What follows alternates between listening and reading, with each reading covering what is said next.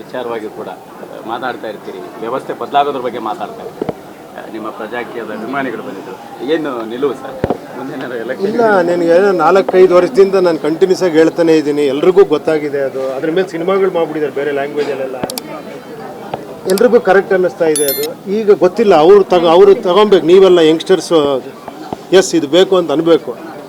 Election ಬಂದಾಗ ಬೇರೆ ಥರ ಮಾತಾಡ್ತೀರಾ ನೀವು, ಪ್ರಜಾಕೀಯ ಮಾತಾಡಲ್ಲ. ಏನಿಲ್ಲ, ಪ್ರಜಾಕೀಯನೂ ಮಾತಾಡ್ತಾರೆ, ಏನಿಲ್ಲ ಎಲ್ಲ ಇದೆ. ಅದೇ ಅದೇ ಅದೇ ಸ್ವಲ್ಪ ಈಗ ಎಲ್ರಿಗೂ ನನಗನ್ಸೋ ಪ್ರಕಾರ ಮುಂದೆ ಅದು ಅನಿವಾರ್ಯ ಆಗ್ಬಿಡುತ್ತೆ ಅನ್ಸುತ್ತೆ.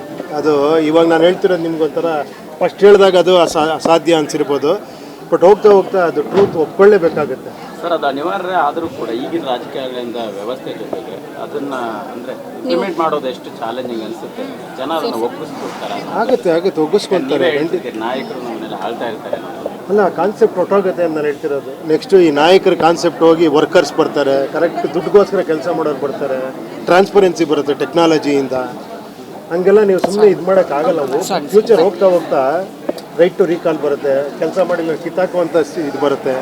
ಕಾಂಪಿಟೇಟಿವ್ ಜಗತ್ತಲ್ಲಿ ಅಲ್ಲೂ ಬರುತ್ತೆ. ಈಗ ನಮ್ಮ ಫೀಲ್ಡಲ್ಲೆಲ್ಲ ಬಂದಿಲ್ವಾ? ಹೆಚ್ಚಾಗುತ್ತೆ ಹೊರತು ಕಮ್ಮಿ ಆಗಿ ಏನು ಮತ್ತೆ ಬರುತ್ತೆ, ಎಲ್ಲ ಟ್ರಾನ್ಸ್ಪರೆನ್ಸಿ ಬರುತ್ತೆ ಅಂತಂತೀರಾ? ಖಂಡಿತ ಬರುತ್ತೆ ನನ್ನ ಪ್ರಕಾರ. ನಿಮ್ಗೆ ಅನ್ಸಲ್ವಾ? ಯಾಕೆ ಅನ್ಸುತ್ತಂತೆ, ಅಲ್ವಾ? ಬೇಕು ಅಂತ ಅನ್ಸುತ್ತೆ, ಬರಲ್ಲ. ಆದ್ರೆ ವಾಸ್ತವ ಇದನ್ನ ಫಸ್ಟ್ ಬಿಡಿ, ಬರಲ್ಲ ಬರುತ್ತೆ ಅಂತ ಹೇಳಿ.